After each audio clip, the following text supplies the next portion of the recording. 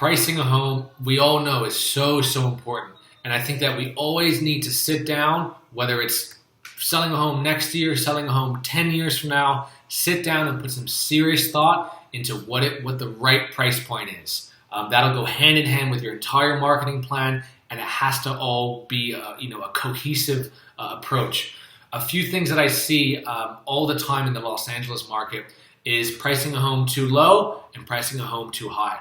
And when we take those approaches, even if we just kind of try them out for a bit, it's never going to be the best scenario for the seller, because likely it'll have them leaving money on the table, and nobody wants that. So a couple, when we take those approaches, when others take those approaches, pricing a home too low, I think that we always need to think about what the buyer's perception is. What's the public's perception on where we price that home?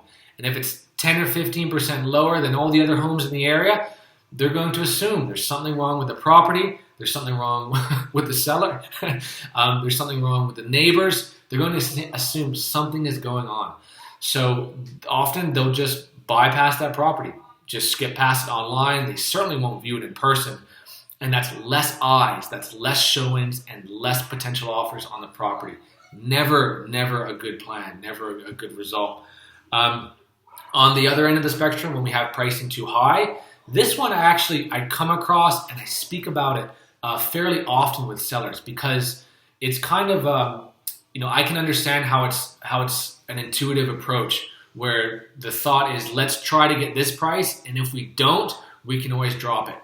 But as you can imagine, that can become a really, really slippery slope. And all of a sudden, a couple price drops occur, and a few months go by on the market, and all of a sudden, we don't get that activity and that we were hoping for.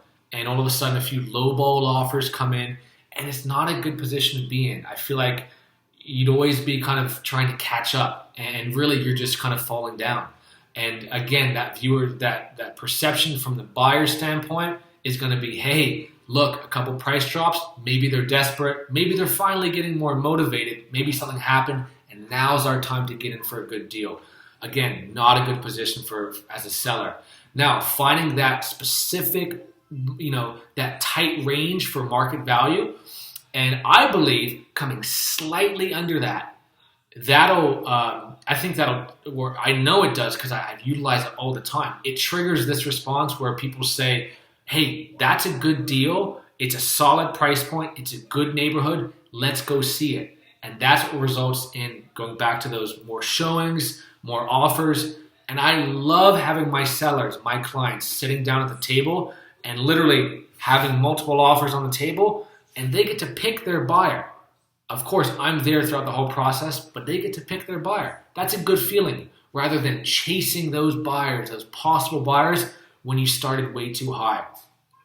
So when we get multiple offers, and that's when I get to go to work and drive those offers up, so that when we priced here, we ultimately get there. Remember, where we list does not have to be where we end up selling.